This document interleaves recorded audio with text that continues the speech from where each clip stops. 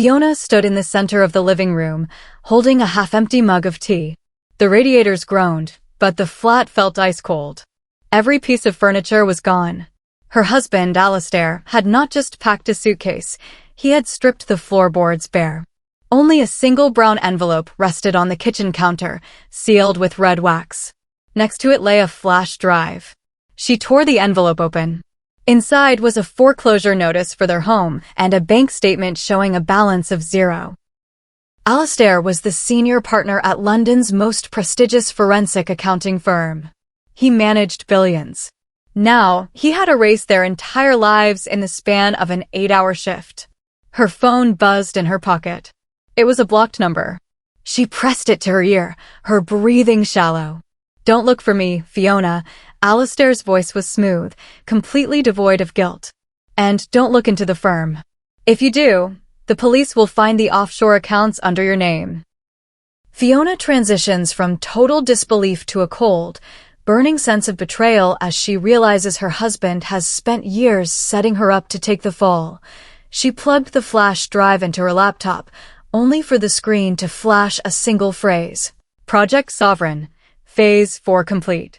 The taxi ride was a blur of neon signs and heavy downpours. Fiona couldn't go to the police. If Alistair had forged her signature on offshore tax documents, she was a walking target. Her mind spun as she stared at the notes she had scribbled down before her laptop battery died. She needed an ally outside Alistair's massive circle of influence. She dialed Callum, her brother, a disgraced former financial journalist who now ran a failing true crime blog. He owed her, but more importantly, he hated men like Alistair. The cab pulled up outside a dingy flat in Peckham. Callum opened the door, holding a mug of stale coffee. He took one look at Fiona's pale face and stepped aside. "He took everything, Callum," she said, her voice dropping to a whisper. "But he left a file. It mentions a sum of £80 million. Callum's eyes widened. "That's not a divorce, Fiona. That's a corporate execution." The crushing weight of isolation lifts slightly, replaced by a desperate, shared determination between siblings who have nothing left to lose. Callum pointed at the television screen, where a live news report showed Alistair stepping into a luxury vehicle outside a private airport terminal. Inside Callum's cluttered workspace, the flash drive hummed in a new laptop. Fiona watched as rows of complex spreadsheets filled the screen. Thousands of transactions moved through shell companies in Panama, all leading back to a single British charity organization where Fiona served as a trustee. "Look at the authorization dates," Callum muttered, zooming in on the digital PDFs. "Every single transfer was approved during the weeks you were hospitalized, after your car accident last year." Fiona leaned closer. Her signature was there, perfectly replicated, written in digital ink. Alistair had used her recovery period to steal £80 million from a charity meant for terminally ill children. He had made her the face of the biggest financial heist in modern British history. "He didn't just leave you," Callum said quietly. "He built a cage around you. Years ago." A sudden knock on the front door shattered the silence. It wasn't a gentle tap, it was the heavy, rhythmic thud of authority. Deep grief turns into sharp, focused rage as Fiona discovers her husband exploited her darkest medical trauma to camouflage his greed. Through the peephole, Fiona saw 2 men in dark suits, holding a warrant with her name printed in bold letter. "Out the fire escape, now," Callum whispered, grabbing his laptop and shoving Fiona toward the kitchen window. They dropped into the freezing alleyway just as the front door splintered open upstairs. Fiona's boots splashed through dirty puddles as they ran toward the main road. The men in suits didn't yell, they simply followed, their footsteps heavy and disciplined. These weren't regular police officers. They moved like private security specialists. They managed to slip into a crowded underground station, disappearing into the evening rush hour crowd. On the platform, Fiona leaned against a concrete pillar, her heart thumping against her ribs. "They know about the flash drive," Fiona said, her voice trembling with exhaustion. "Alistair didn't leave it by accident. It was a tracker." Callum pulled the drive from his pocket. A tiny blinking red LED light was embedded beneath the plastic casing. They were being hunted in real time. Terror transforms into survival instinct as Fiona realizes her husband isn't just running away, he is actively trying to lock her away forever. A text message appeared on Fiona's phone from an unknown number. "Drop the drive in the bin, or your brother doesn't make it home tonight." Fiona ripped the drive from Callum's hand and threw it onto the tracks just as the southbound train roared into the station. The metal wheels crushed the device into sparks. They hurried back above ground, blending into the foggy streets of London. They sought shelter in an old, abandoned Victorian library where Callum kept an archive of his old newspaper files. As they locked the heavy oak doors, a figure emerged from the shadows of the biography aisle. It was Clara, Alistair's former personal assistant who had been abruptly fired 6 months ago. "I knew you'd end up here," Clara said, her voice echoing in the empty hall. "Alistair thinks he's a genius, but he leaves footprints when he's arrogant." Clara dropped a thick manila folder onto a reading table. It contained printed emails detailing the final phase of the heist. "He isn't working alone," Clara revealed. "The Auditor General of the entire city board is taking a 20% cut to clear the firm's upcoming annual review." Hope sparks in Fiona's chest as she realizes Alistair's arrogance has created bitter enemies who are willing to help her fight back. Clara turned to a page containing a copy of a flight manifest. Alistair was returning to London in 48 hours for a final victory gala. Clara offered them a safe house, a small, secluded cottage owned by her grandmother in the countryside outside Surrey. For 12 hours, Fiona finally felt the tension leave her shoulders. They had the files, they had the names, and they had a secure place to plan their next move. Callum worked through the night, compiling the evidence to send directly to the serious fraud office. Fiona sat by the window, watching the morning mist rise over the hills. For the first time in days, she believed she might actually survive this nightmare. "We have enough to ruin him, Fiona," Callum said, smiling as he hit the send button on his encrypted email client. "It's over. The authorities have the files." The relief lasted exactly 3 minutes. The cottage's landline phone rang. Fiona picked it up, expecting Clara. "You really shouldn't trust disgruntled ex-employees," Alistair's voice purred over the line. "Who do you think paid for that cottage?" "Darling." The sudden crash from total safety back into absolute vulnerability leaves Fiona feeling utterly hollowed out by her husband's endless reach. Headlights washed over the cottage walls as 3 black SUVs surrounded the property, cutting off their only exit. The door opened before the men outside could kick it down. But it wasn't the thugs who entered first. It was Clara, holding a sleek designer handbag, looking entirely comfortable. "Don't take it personally, Fiona," Clara said, stepping aside as the security team entered the room. "Alistair offered me £2 million to lead you here. In this economy, loyalty doesn't pay the rent." The men grabbed Callum, forcing him into a chair, while another investigator took the laptop. Fiona stood perfectly still, refusing to show fear. Her mind was working faster than it ever had before. "Where is he?" Fiona asked, her voice dangerously calm. "He's at the Savoy Hotel, preparing for the anniversary gala," Clara replied, checking her watch. "And by the time the police trace the charity funds to this house tonight, you two will look like fleeing criminals who got caught with the loot." Fiona shifts from a victim facing betrayal to a calculating strategist, realizing that Alistair's overconfidence is his ultimate weakness. Fiona reached slowly into her coat pocket, revealing that she wasn't holding a weapon, but a small recording device that was currently streaming live. "You think Alistair is the only one who understands digital footprints?" Fiona said, holding up her phone. The screen showed Callum's true crime blog page, displaying a live viewer count that was growing by thousands every second. Every word Clara had spoken about the £2 million payoff and Alistair's location had been broadcast directly to 50,000 people online. The security guards looked at each other, their professional confidence instantly evaporating. They weren't paid to commit kidnapping on a live internet broadcast. "Turn it off," Clara hissed, her face turning pale as her phone began blowing up with frantic alerts.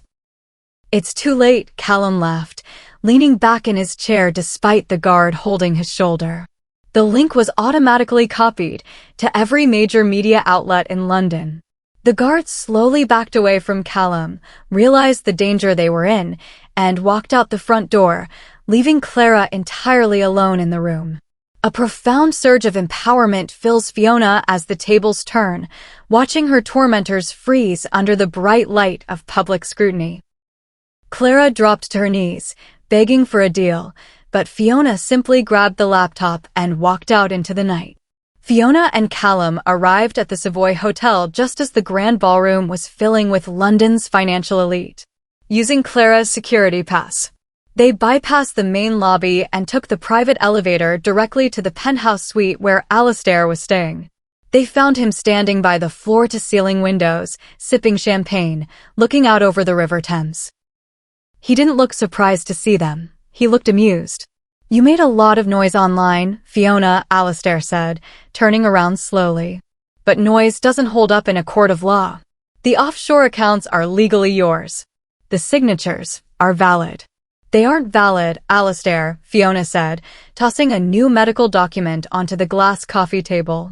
"This is the neurological report from my accident. I was in a medically induced coma on the exact date the charity accounts were opened." Fiona feels a cold, absolute clarity as she delivers the undeniable truth that dismantles years of her husband's meticulous planning. Alistair's smile vanished as he looked at the official hospital stamp, realizing his perfect timeline had a fatal flaw. "A coma means I lacked the legal capacity to sign anything," Fiona continued, stepping closer to him. "Every single document you forged during those 3 weeks is legally void. Which means the liability shifts entirely back to the senior partner of the firm. You."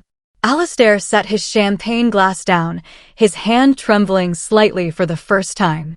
"We can settle this quietly, Fiona. Name your price." 40 million. Half the take. "You stripped my home bare, Alistair." "You left me with nothing but a frame-up charge," Fiona said, her voice cutting through the quiet room like a knife. "I don't want your money. I want your ruin." Callum opened his laptop, connecting it to the hotel's internal media network. The grand gala downstairs was about to receive an unexpected presentation on the main ballroom screens. The profound satisfaction of total dominance replaces Fiona's past vulnerability as she watches her husband realize he has run out of moves. The sounds of gasps and shouting could be heard echoing from the ballroom below as the financial data began to stream downstairs.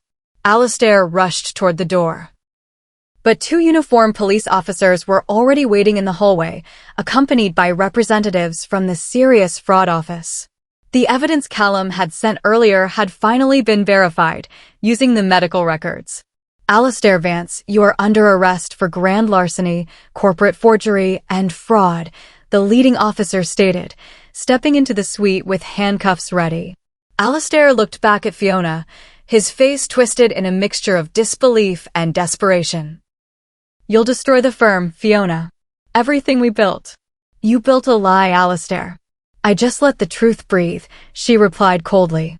As they led him away in restraints, the grand ballroom downstairs grew silent. The corrupt Auditor General who had taken the bribes was already being escorted out the back entrance in handcuffs. Fiona experiences a wave of profound emotional relief as the man who tried to erase her life is marched away in disgrace. As Alistair passed her, he whispered, "You haven't found the rest of the money, Fiona. You never will." Fiona stood alone in the empty penthouse suite, the echo of Alistair's final threat lingering in the air. 80 million had been taken from the charity, but the spreadsheets only accounted for 60 million moving through the offshore accounts. 20 million was still missing. Callum joined her, staring at the laptop screen. "He's right. There's a hidden layer in the accounting software. A secondary ledger encrypted with a biometric password." Fiona looked at the desk where Alistair's personal tablet lay abandoned in the rush of his arrest. She picked it up, pressing her own thumb against the scanner.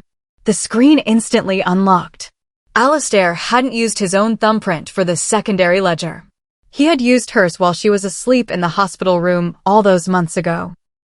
The final $20 million wasn't hidden in Panama. It was sitting in a trust fund under her name, waiting to be transferred to his personal account tomorrow morning. A final shudder of disgust gives way to total triumph as Fiona realizes Alistair's final insurance policy now belonged completely to her. With a single tap, Fiona redirected the entire £20 million directly back to the children's charity bank account. 3 months later, the London Crown Court was packed to capacity. Alistair sat in the dock, looking gaunt and defeated, stripped of his expensive suits and corporate arrogance. The jury took less than 2 hours to reach their verdict. Guilty on all counts. The judge sentenced him to 22 years in a maximum security facility, with no possibility of early parole due to the severity of the charity exploitation. Clara received 8 years for her role in the conspiracy. Fiona watched from the public gallery, her face serene. She didn't look away when Alistair looked up at her, his eyes begging for a shred of pity she no longer possessed. A deep sense of justice settles into Fiona's core, washing away the lingering ghosts of humiliation and fear. As the guards led Alistair through the heavy iron doors, he stumbled, realizing his legacy had been completely erased from the financial world. The morning sun broke through the London fog as Fiona stood outside her new apartment in Hampstead. It wasn't as large as the house Alistair had stolen from her, but it belonged entirely to her. The charity board had presented her with an honorary leadership position for recovering their lost millions. Callum arrived carrying a box of her favorite tea. The firm went into complete liquidation this morning, Fiona. The Vance name is officially history. Good, Fiona said, looking out over the city skyline. It's time to build something real. She had lost her marriage, her home, and her trust, but she had gained an indestructible sense of self-reliance. She was no longer the victim of a clever man's plot. She was the architect of her own survival. A profound feeling of clean, unburdened peace fills Fiona as she steps out of the shadow of her past. She dropped her old wedding ring into the Thames, watching it sink out of sight forever. Fiona walked down the crowded London street, her coat collar turned up against the crisp autumn breeze.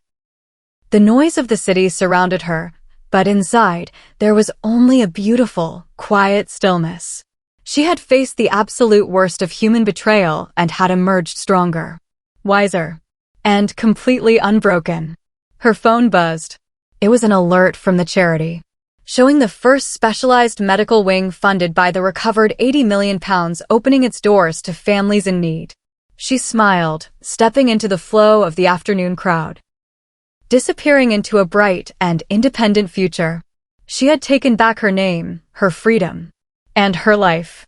Fiona experiences the ultimate liberation of knowing she has transformed her greatest trauma into a lasting legacy of survival. You can steal a woman's past with a pen, but you can never audit the strength of her future.